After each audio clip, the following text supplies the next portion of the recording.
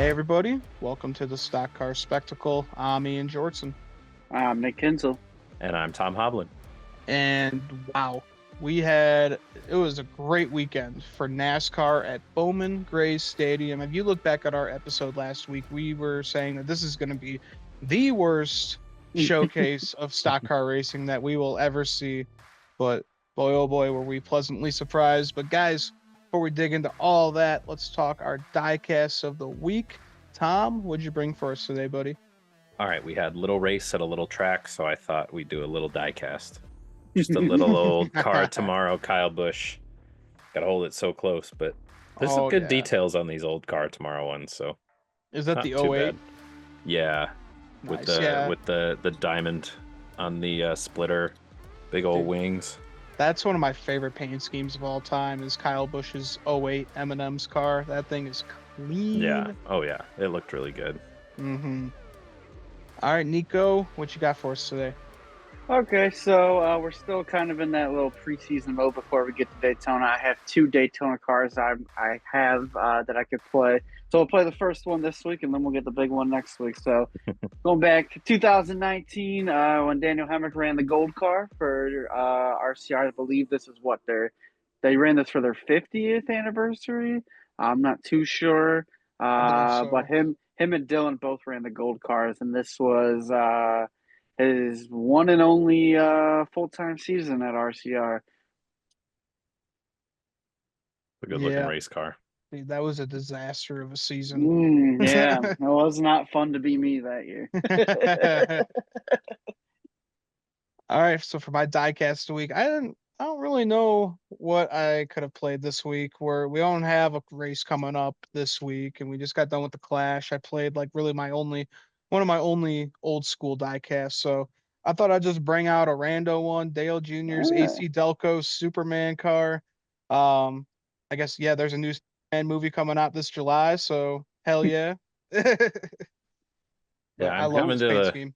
I'm coming to the point where I think the audience has seen all my diecasts already, Well, so that's what I don't have too many to share. So you're gonna see some repeats, or I got to get out to more thrift stores. But we'll I jump on eBay again. see. I was telling Ian that instead of showing off the same 10 124s that I do, that I have a bin that's got like a hmm 100 plus 164s in it. So every week I might just bust out two random ones, Hey, and we'll talk about that. they tell me there's no shame in sharing Yeah, 164s. So yeah, Yeah, no, there isn't. no.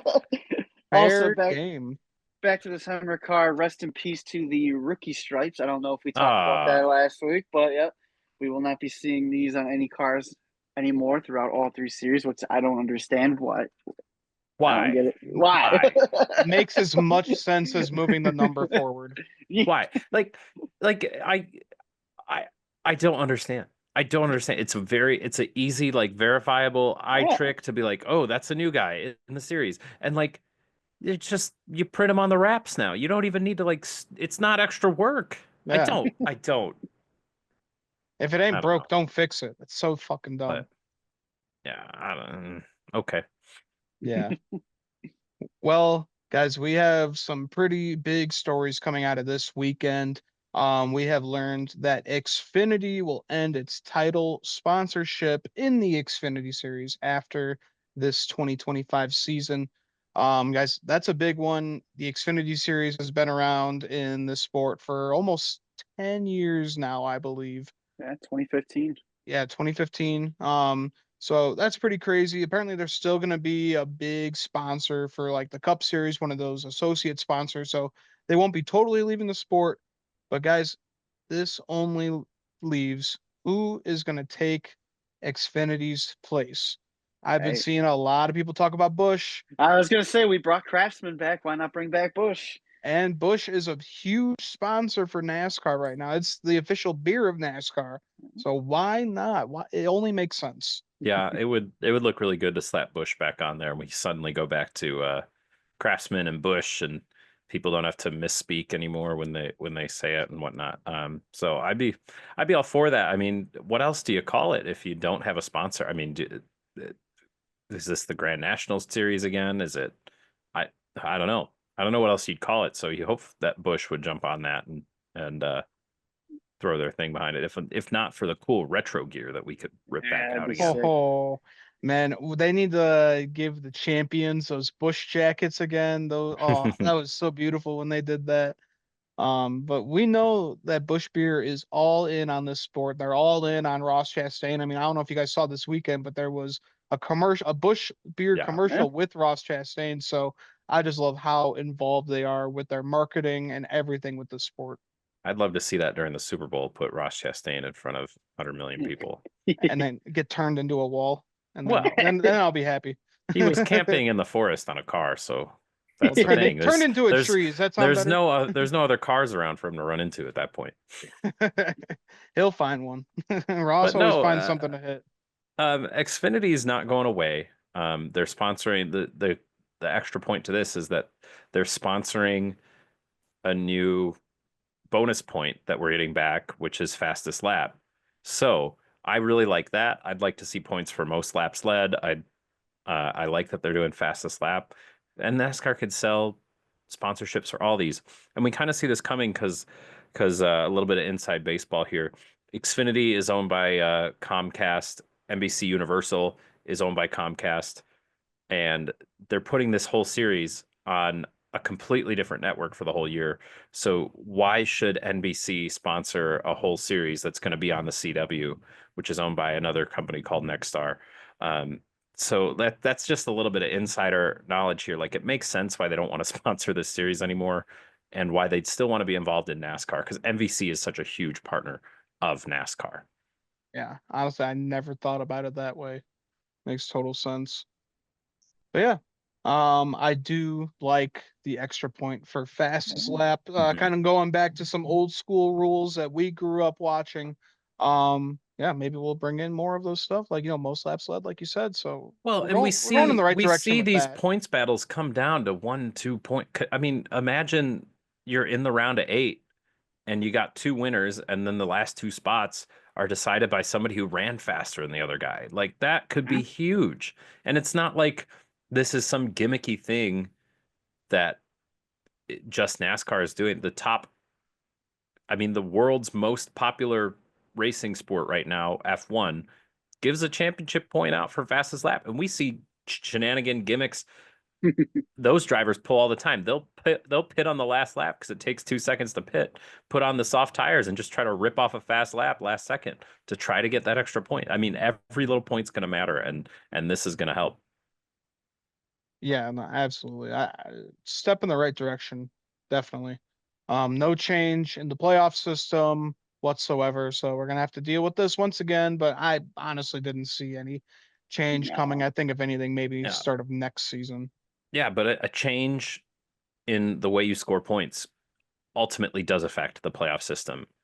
So that's good. And like, there's a sense of pride. Dale Jr. was talking about they would go out of their way to try to run a fast lap to get those bonus points. They would change their pit strategy to try to stay out and lead a lap or lead the most laps in a race to protect their butts in the championship. So like, yeah, the points do matter, but like, these teams also want to be like, hey, I got the fastest lap. Like, I got a point for that. I earned that.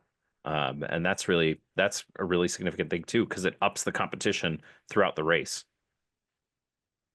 Yeah, no, definitely. I think yeah, it's gonna make it a lot more fun. I mean, the racing is already great as it is, but now it'll kind of intensify things a little bit For more. sure. And then you'll see Timmy Hill like dragging back at Talladega and then sending it for an ultimate heater, and he's going to have an extra point running 40th at Talladega. The NASCAR provisional iRacing Texas winner, Timmy Hill, man. Put some respect on Oh his my name. God, I forgot about that. I just saw like a TikTok about that earlier today. I was like, damn, forgot about that. All right, guys. Well, we're talking the Clash, and they were also discussing that they want to move away from Bowman Gray Stadium. Then they may even want to move away from the United States for Yeah, bringing up the NASCAR Clash. They have discussed moving to Brazil. That it's makes stupid. no sense whatsoever. Nick, you said it perfectly the other night in the group chat. Yeah, I said it. Yeah, what I said was these teams want to save all this money, so that's why we don't have these practice and like we can't get 2 practice sessions, but now we want to go overseas. Like, tell me the sense factor in that. Why are we these teams quote unquote want to save money, and that's why we're not doing the practices and everything like that anymore. But oh yeah, let's just go ship all these teams, ship all these crews, ship all these cars. Let's do that overseas. That sounds like a wonderful idea, and that makes so much sense. NASCAR already has these little series all over the world that don't get too much attention, but occasionally, I mean, we saw Daniel Suarez run in the NASCAR Mexico series. I'm sure he'll run it again when we're in Mexico City this year. We have the NASCAR Brazil, we have the NASCAR Euro series. So it, to me, like, it makes sense. You want to like kind of bring these together, but I just don't know, doing it through the Cup Series is the best way to do it. The Cup Series is already so involved. I mean, 38 weekends out of 52, Cup Series is doing something, and you want to pack everything up and fly that down to Brazil somehow. Um, it's going to be asking a lot of the teams. I think there's going to be pushback on it, unless NASCAR says like, "Hey, we'll fly out all the cars, we'll fly out all the tires, we'll fly out all the gasoline. Well, you guys just got to show up and work on them and whatnot." But like, that's still a huge undertaking. When you're thinking lodging, you're thinking like paying the crew members and all that stuff. It would be a crazy endeavor. And to put it in the slot of the Clash to then pack all that up and try to bring it back to before Daytona, it just seems like a mess. Yeah, sounds And expensive. with how Bowman Gray ran, surprisingly, like, test this out, see what this is like for a little bit. Don't go jumping ship and whatnot. On something that was surprisingly good that I people didn't think expect to be good. the So, best part about Bowman Gray was just the atmosphere and all the fans that piled into that place. You're not going to get mhm. that if you ship this off overseas to Brazil. It would be cool to go global, but we don't need that. I think they found themselves a very good venue here because you're going to get people in that stadium, and the atmosphere there was just incredible. So if you go to Brazil and do that, you're not going to get that. And you have a great format with how the Clash works. I mean, even the format in LA was fine, where you come out, you run your practices, you run your heat races, and the last chance qualifier gets a little bit rowdy, and then the main event is more of a straightforward cup race. A little cooler heads prevail in the main event, but you get all that, and it looks really good, and you see that like the guys in the want to be in the big race, they want Yeah. to have a chance to go out there, and I think it works really well. Um, it just I don't know how this works. You're not going to get the focus of like the local guys showing up, the I forget their names, the Bowman Gray champions. You're not going to get them. You're not going to get Team Amerivet and Rick Ware to bring an extra car out to Brazil to have some local Brazilian guy maybe run. I don't know. Maybe you do. We know Trackhouse would. Yeah, sure. Why not? Trackhouse brings the 91. There's a spot maybe because I'm the only thing I can think about this is anything like this is when NASCAR went to Japan in the 90s. And there is a spot to do that once or twice a decade, maybe. But to try to commit to this, and maybe this could be just a one-off. Maybe the next year they'll be like, yeah, we're going to do Brazil, and it's going to be a one-time thing, and it's going to be a fun outreach thing. But NASCAR likes to sign these 2, 3, 4 year deals, and I'm not sure the teams are going to be too happy with committing to flying out to Brazil 3 times in the next 3 years. Yeah, that would be pretty ridiculous. Yeah, like you said, maybe treat it like the trip to Japan. They did that twice, and what they did that during the off season, I believe. Mhm. But there's not Why? much of an off season. I mean, No, when Right. they were going out to Japan, they were running 32 races a year. You had 6 more weeks yeah, to figure all that out. So, I mean, I correct me if I'm wrong, but I'm pretty sure that this season got expanded and expanded and expanded and and whatnot. I mean, you see F1, people are hankering for it when they have 3 off weeks in a row. Um, I like the amount of racing we do. I understand it's a lot for teams, but if they want to start doing stuff like this, you have to think about taking it from somewhere else. and then that comes down to taking it from the regular season. Yeah. Not a fan of it whatsoever. Because I was a big fan of what happened this weekend at Bowman Gray Stadium, guys. Let's just get right into that. Bowman Gray, like we said last week, we thought this was going to be the worst race of all time. It was just going to be calamity, but this might have been one of the best clashes that we've seen in over 10 years. This was just absolutely incredible. Yeah, I mean, we all thought that it was going to be LA, but on a smaller scale. But the biggest difference you saw that Fox overlaid the two tracks, and they're very different shape, and the Bowman Gray shape played a lot better for these cars than the LA shape did. Um, and we even saw Second Groove show up at a flat track with these cars, which is incredible. Didn't think they all fit, but it almost worked the opposite way, where the more cars you put on this track, the better the racing product was. Because you started with the heats, you had 10 cars out there. It's like, ugh, it's kind of tough to watch. They got strung out, nobody could do anything. Then you get into your last chance qualifier, you got 20 something cars out there. You're like, oh, okay, I got this. And then they get 23 or something for the end. Yeah, I And mean, and you finally got a good show. So for me, I wanted to not like this event. We were all, like you said, we were all on here last week talking about how bad this was going to be. And when they unloaded on Saturday, I was like, "Yep, this is going to be really bad," because that those heat races where you didn't even have to tune in. As long as the leader cleared into turn one, it was over. But maybe that's a little bit more of them just kind of taking it easy because it's just a heat race.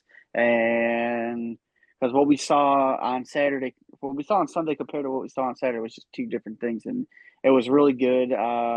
Just seeing that place packed, it's meant a lot to the fans. They packed this place out. The atmosphere was incredible. You hear all the drivers talking about that, and then you hear all the drivers talking about how much they enjoy doing this. So why take this away after just 1 year of doing it when I think this was a really good success? I mean, hell, you had Ryan Blaney start dead last, and he drove his way all the way up to second, and he didn't have a scratch on his car. You could pass here, and it was crazy to see. I did not expect it, so I'll admit it, I was wrong. I thought this was going to be a total shit show, but it actually turned out to be really good. Yeah. it was physical, it was racy. Um, Again, like you had the physicality in LA, but those corners were like this, and Bowman Gray's more like this. And so like you had the opportunity to drive in a little bit deep and try to pull around the outside and squeeze the guy down on the exit, and then they couldn't get as good of a drive off. The You saw the cars getting upset with the bumps and the grates and whatnot. Um, and it worked really well. Um, and maybe we all just had low expectations. We're all pleasantly surprised. Maybe that's the thing. But I'm not ready to give this up for sure. Yeah. It Very doesn't low need a points race. It expectation. doesn't need a points race, but No, this is no, the no, type no. of thing that you put here. No, I think this is absolutely perfect for the Clash. It's right in NASCAR's backyard. Not a long trip for any of those teams at all. So that's great to see. But yeah, very low expectations for this race coming in just because of what we've seen at the LA Coliseum for the past few years. Just really slow pace racing. Like you said, Tom, those turns, you had to crank that wheel. It was so freaking tight to get around those turns, and it just really made for no good racing whatsoever. So when we were coming to another track that's a quarter mile inside of a stadium, I was like, okay, here we go. It's just going to be another follow the Yeah. leader wreck fest. Um, but like you guys said, they were able to use two lanes outside. We saw Denny Hamlin passing on the outside. Like he Mm. made that work. We had some amazing battles for the lead. We had amazing battles just throughout the entire pack. We had some hurt feelings. We saw Ty Gibbs pissed off at Justin Haley in the last chance qualifying. Basically jumped that car when he showed his aggression, then just pulled right into the pit road. We've seen that a um, few times just with this car in general. You hit the wheel just right and it just ramps up. I don't think Ty Gibbs was trying to run through him like that, but he was more trying to take a swipe at him, and he just caught the wheel the wrong way. So that definitely was an interesting visual. yeah, absolutely. Kyle Busch was looking like Kyle Busch once again in those heat races. When Noah and Justin Haley got into him, and Kyle was just all over the ass of that 7 car. Yeah. I was like, oh, Weird. Kyle's back. 15 laps into the preseason and NASCAR's getting on the radio, be like, Kyle, chill out. We don't need another But Stenhouse situation, buddy. Come on. no, We worked too hard for this. I was I was watching late again because I was at work, but I was texting you as I was watching the races, and I was like, yeah, the heat one looked great. It looked racy and whatnot, and then the last of the 3 heats, I was like, oh shit. Yeah. But then again, Sunday we went in. LCQ was wild.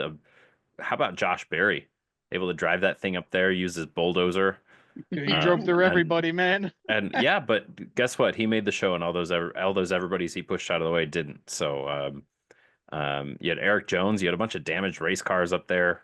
It looked like an old school short track scene and whatnot, and that was really cool to see. Of course, then Kyle Larson has his nose bashed in and can't really do much during the main event, but Yeah, he it had a is what lot it of trouble and that night. if you would have told me that Josh Berry would beat out the likes of Ty Gibbs and I don't know um, who else ended up getting eliminated there, but Yeah, Josh Berry running through with the Wood brothers to get Yeah. into the main event was pretty good. yeah, quite a few big names that didn't make it in. So I like this format. I like the heat races. I like last chance qualifying. Hmm. I think this is absolutely perfect for the Clash. It was just honestly a perfect weekend.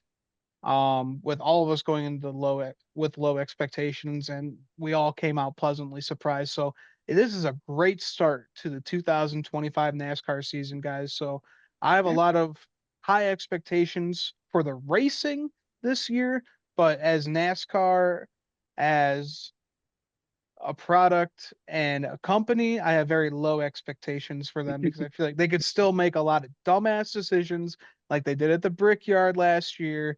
And we still are just waiting for all this to unfold with the lawsuit with 2311 and Front Row Motorsports as well. So, um, it's going to be a crazy year. Yeah, I'm a bit concerned with how the lawsuit will play out and how it'll affect things and whatnot. And I'm sure we're gonna get a Kansas City refs sort of idea if something ever bad happens to 2311 and whatnot. It's like, oh yes, Cars hates them. I'm concerned about the super speedway package.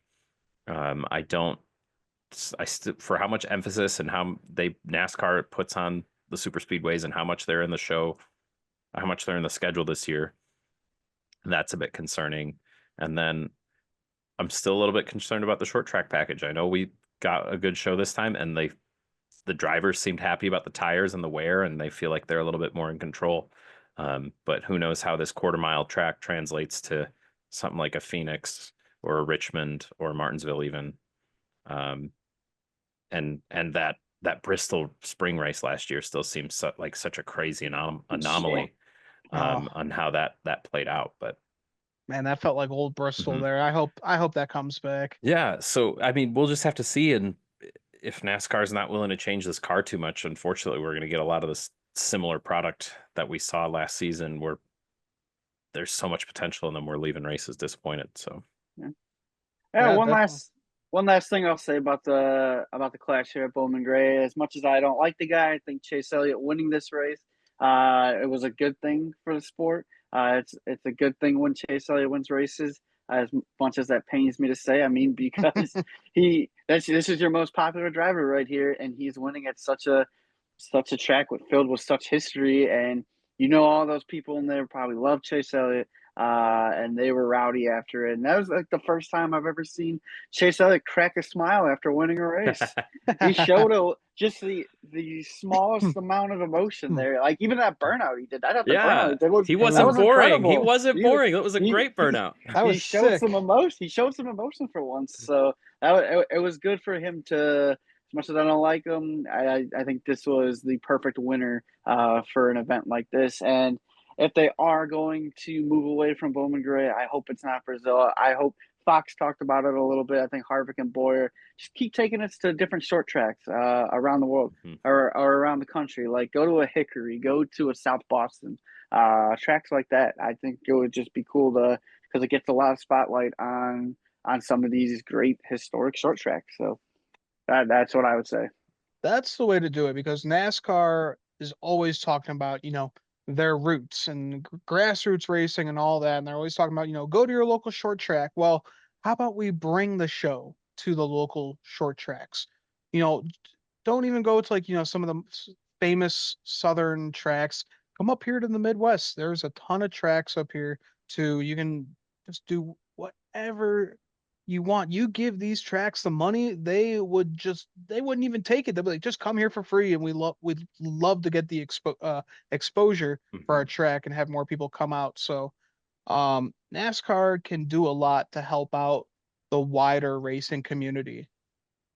Dale Jr. made a crazy point on his show today, and he said NASCAR didn't get big because of all the mile and a halves and whatnot. They were huge and expanded to these mile and a halves because of their short track product and how compelling the racing was. And they weren't going to Japan to try to reach out to new fans. They were going to Japan because the fans were already there. And so I think you got to figure out the racing product here at home. And if the people are truly begging for it out in Brazil, then we'll go there.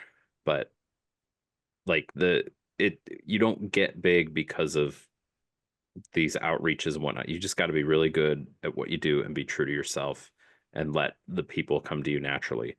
And so if they can keep fans like us happy, we'll be like, hey, come on, look at this. This is really cool.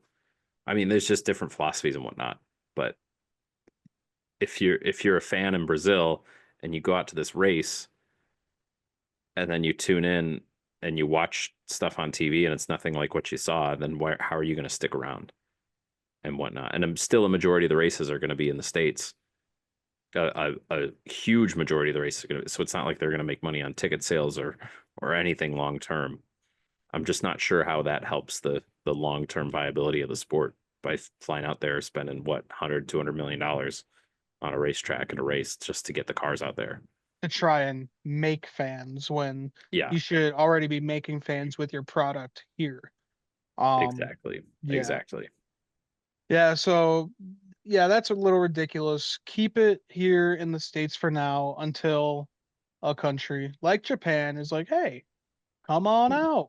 So I mean, you that also makes run into sense. the idea. I mean, the other thing we were concerned about with Winston-Salem was the weather and whatnot. It's hard for this time of year to find somewhere that's going to have good enough weather. And like the week before at Bowman Gray, it was snowing, and it rained a ton this week. And like the weather this time of year in this climate area is just not great. So yeah, it's a great idea to come out to the Midwest, come race the dirt track at Indy, come race, I don't know, for the Clash, except that it's going to be 30 degrees and people are going to be miserable. So that's the other, you go down to Brazil right now, it's summer. It's the middle of summer. It's true. So like you have that aspect too that you got to deal with. That's why the Clash was originally held in Florida. It's like, man, people want to race, but it's not warm anywhere but Florida. And you don't want to go out to Phoenix and LA every time. I mean, that's a crazy drive to make for all these guys. So they're trying to deal with this. So, and I can see both sides of it. It's just it's a business philosophy, and ultimately, as we know, the France family, they're going to do what they want at the end of the day. I could just what a disaster it would be if they do go out to Brazil and the week that they do go, they get some crazy storm or something like that. You spend all that money to get the cars down there, and nobody's gonna. People who bought tickets to this are already going home because of the weather. Oh man, that would be a catastrophic failure. And my Chicago street race pass will just be like, first Been time. there. So, hopefully we get a good one of those this year. No rain. Yeah, well, they're also starting it at like 1 p.m. as well, so that's a plus there. So at least we have some time. If it does rain, we'll still have some sunlight. For sure. Alrighty, guys. Well, I think that is a good point to end our show here. Thanks for tuning in. Make sure to check out all the links below. Make sure to tune in next week as we will be making our picks for the Daytona 500 to kick off the regular season. So, guys, that will do it for us here at the Stock Car Spectacle. I'm Ian Jortson, Nick Kenzo. I'm Tom Hovland. and we'll see you guys next time.